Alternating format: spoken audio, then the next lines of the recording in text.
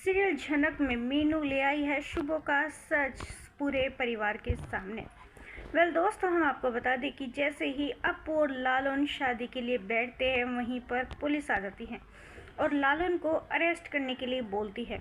तभी मीनू कहती है, आप इसे बिना किसी सबूत के अरेस्ट नहीं कर सकते हो, क्योंकि मैं जानती हूँ जिस किसी ने भी गवाही दी है लालन के खिलाफ वो झूठी गवाही है।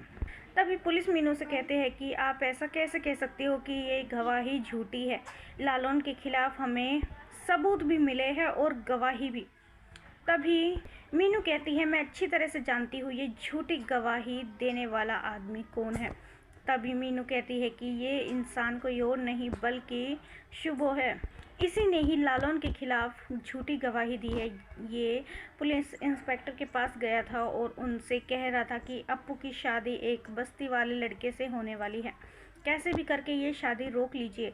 ये शादी में ऐसे ही शामिल नहीं है, शुरू से तो इसे इस शादी से इतनी एलर्जी थी, लेकिन पुलिस इंस्पेक्टर ने इससे कहा कि आप हंसी खुशी इस शादी में शामिल होइए और सारी रस्में अपने घर से निभाइए, ताकि किसी को ये एहसास ना हो कि आप लालन के खिलाफ एक बहुत बड़ी साजिश रच रहे हैं। और इन्होंने ऐसा ही किया, इन्होंने राजी खुशी सब कुछ कर लिया, यहाँ तक कि अप्पू की शादी में आने को तैयार हो गए और उसकी शादी भी अपने घर से करवाने को तैयार हो गए, क्योंकि इन्हें पता था ये शादी हरगिज़ नहीं होगी।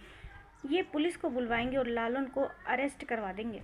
लेकिन इनका खेल ख़त्म हो गया है, सारी सच्चाई इनकी आपको पता चल गई है। अब तो लालन का जेल जाने से का कोई मतलब ही नहीं है। तभी अनिरुद्ध कहता है कि पापा, आप अप्पू दी की शादी तोड़वाने के लिए इस हद तक गिर जाएंगे, मैंने कभी सोचा नहीं था।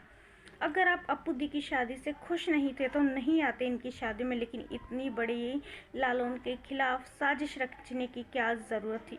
मैं मानता हूँ लालन छोटा है, बस्ती में रहता है, लेकिन वो मेहनत करके पैसे कमा लेता, लेकिन हमारी अप्पू दी को बहुत खुश रखता। आपसे मुझे ये उम्मीद नहीं थी पापा।